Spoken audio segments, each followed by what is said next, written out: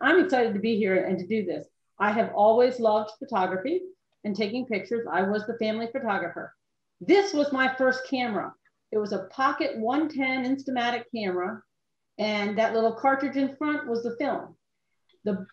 On the side is the bulbs that I had to use when I took flash photography, and you only got 4 per bulb, 4 flashes per bulb.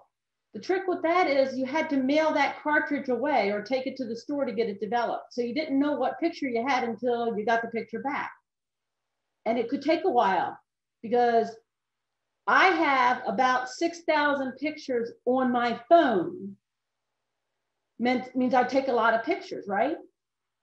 On that, you got maybe 36 pictures on there, but because it was expensive for the film and then to get it developed, you didn't take as many pictures. So it could take you a couple of months to take all those pictures and get them back.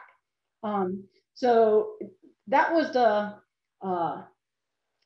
the way you did it back then, okay? But I wanted to show you that so you knew where you came from, okay? Now, if you go to the next one, this is some of my current camera equipment. So you can go from something as simple as what I had when I was, and it was probably 11 or 12 years old when I had that Instamatic camera, and that was the camera to have, to now having the phone. But this is what I also have. And the camera in the center with the back open, that actually takes film still. And you can see the roll of film in front of it. And then the other camera actually is a digital camera, was one of my first digital cameras. And it takes that little SD card that you then would put in your computer so you could take it. So you could see them, right? And you could see them right in the back. As you took the picture, you can look like you do on your phone and see, well, is that a good picture? No, throw it away, delete, right? The large lens on the side will go on the front of either one, and that would zoom things in so I could see things really far off, and then and pull them in closer to get a better picture of them. And now on these cameras, it uses that flash that's off to the side on the lower corner, and that syncs up with the camera. The 2 circular things in the front are filters. Now you have Photoshop. We didn't have Photoshop then. So these filters, one of them puts a rainbow on the picture and the other would put a star or a cross on the picture. Just a little bit of extra to make your picture interesting. When you had the film cameras, you could do that in the dark room. And when you developed the film, you could put some special effects in and change some things in the lighting. And now you can do that with digital on the computer. So it's a lot more easier now to do that. But because that film used to cost probably about $4 a roll, and probably a little bit more than that to get it developed. So it was expensive to develop film, to take film pictures. And then you never knew what you were getting. You didn't know if somebody jumped in front of you. You know, how many of you have had somebody, as you're taking a picture, jump in front and block the whole picture and ruin it, right? Lots of times. So, but you can delete that now and take it again right away. With the film, you didn't know you had that until you got it back, and then it was over. Okay, so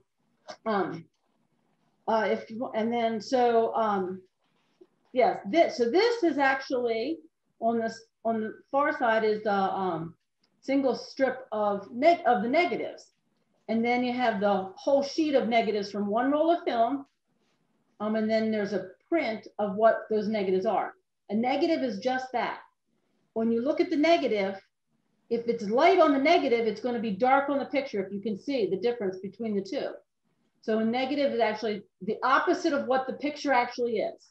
So if it was dark in the picture, it's going to be light on the negative. And if it was light in the picture, it's going to be dark on the negative. So that's how the negatives work. But that's what you used to get with film. Now, a couple of things when you're taking a good picture, think of the lighting that you have, make sure it's in focus, and the distance you are from whatever you're taking the picture of. Go on to the next one.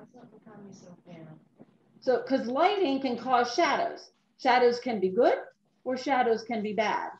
You see on the shot with the camera equipment, you can see the shadow of my hands. Kind of takes away from the picture. Now I could control that. I noticed that. So I actually took a different picture, turned the lights off so I didn't get that shadow. Control the lighting. In the other picture, you see the picture of the St. Louis Arch. That looks cool in the picture because I'm up in the arch taking a picture down onto the water. So then it kind of gives you perspective of where you are. So that shadow's good. And I wouldn't have been able to turn off the sunlight either.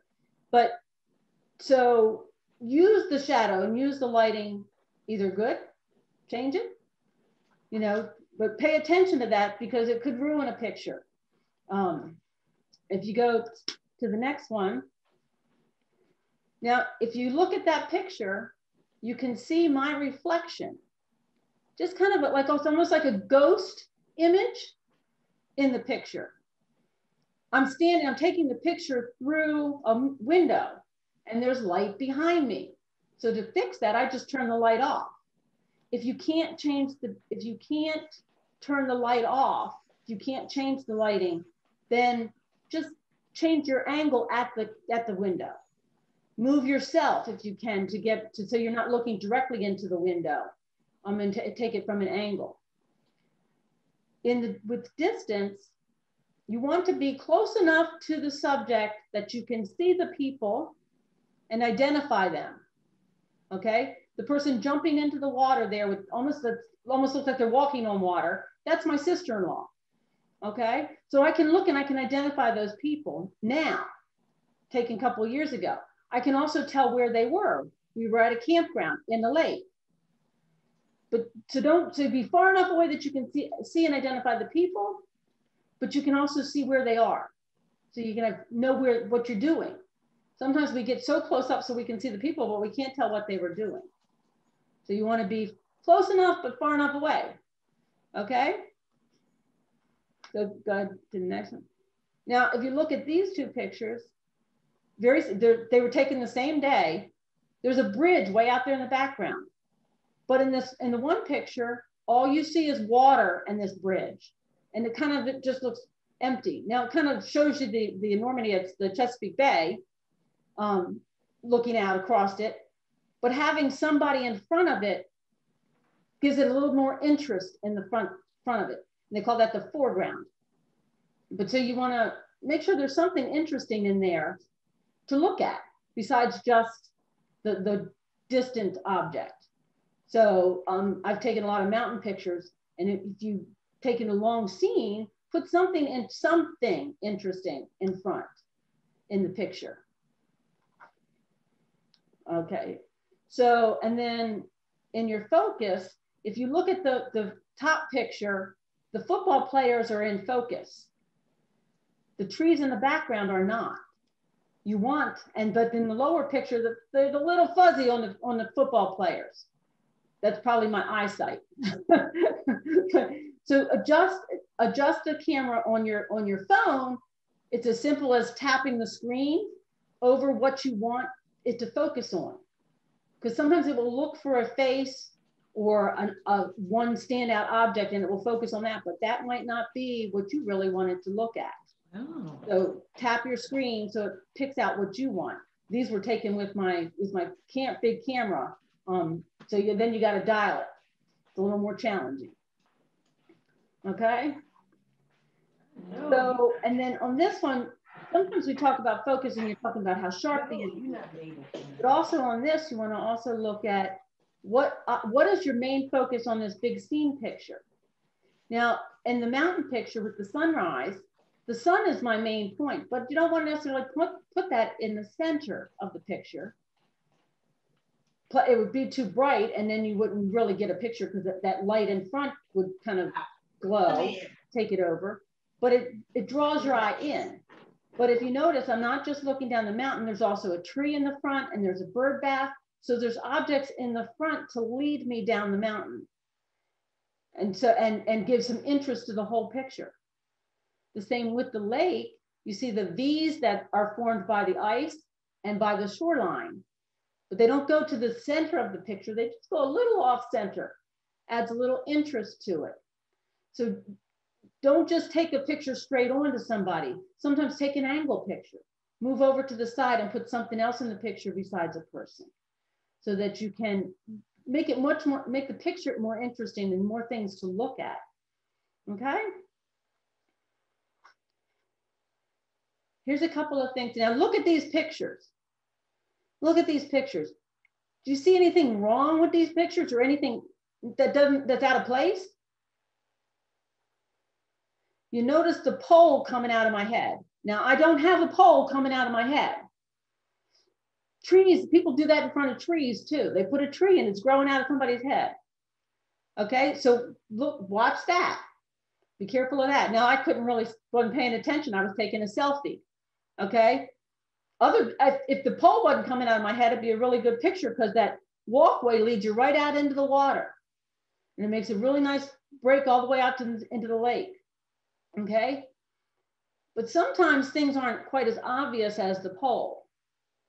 Does anybody see anything in the picture with cameras that doesn't quite fit? Yeah, the little ducky. The little ducky. I put them there for this. Okay. So sometimes things are in the picture that we don't want in the picture. So you kind of got to look just outside the frame of your picture to make sure you don't catch something that's not supposed to be there.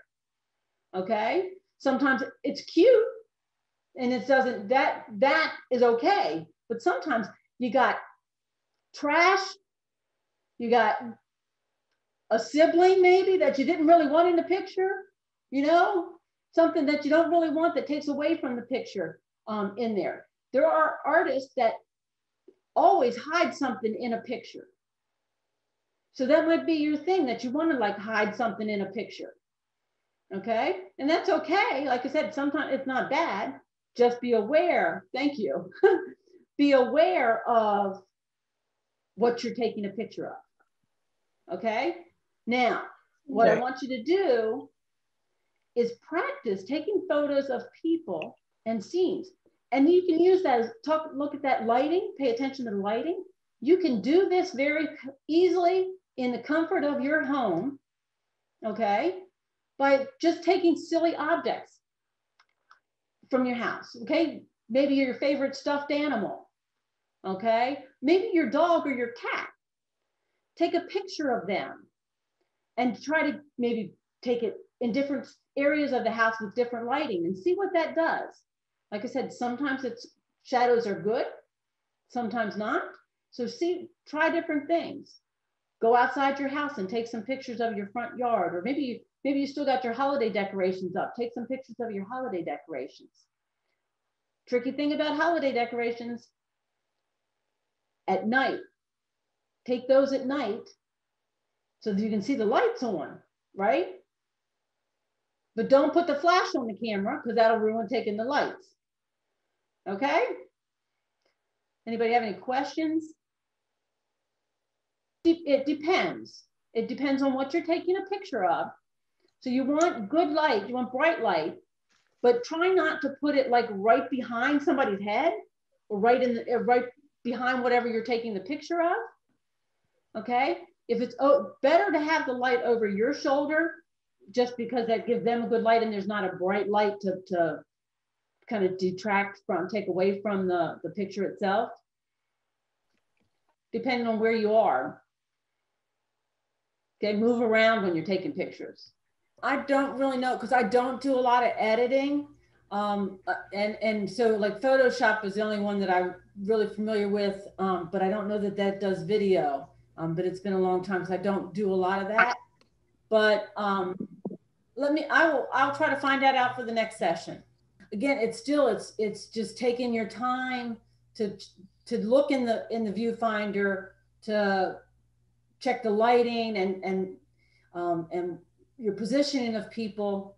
But I think too, it is hard when you're taking pictures of animals, especially like wild animals that you don't have any control over, because they move.